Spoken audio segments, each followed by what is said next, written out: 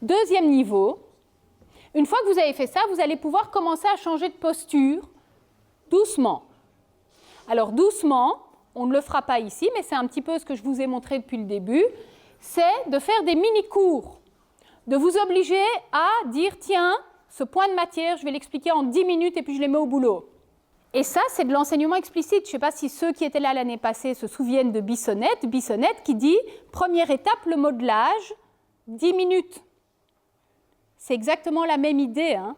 C'est-à-dire, on a cette croyance de prof qu'on doit être exhaustif, qu'on doit tout expliquer pour qu'ils puissent se mettre en route.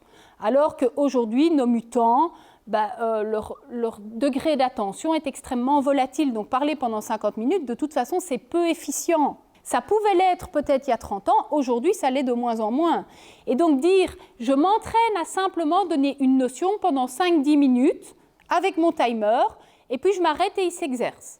Dans la même étape, la manière de s'exercer, ça vous allez le voir dans l'atelier avec John, c'est de changer vos exercices, vous n'allez rien changer à votre cours. Donc c'est pour ça qu'on dit qu'après la première étape de « je crée une classe différenciable », ça c'est la première étape de comment je peux différencier. Créer des mini-cours, c'est-à-dire s'entraîner à parler 5-10 minutes puis les mettre en exercice.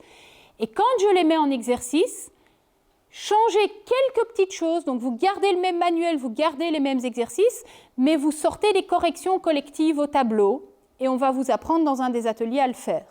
Et c'est déjà extrêmement puissant.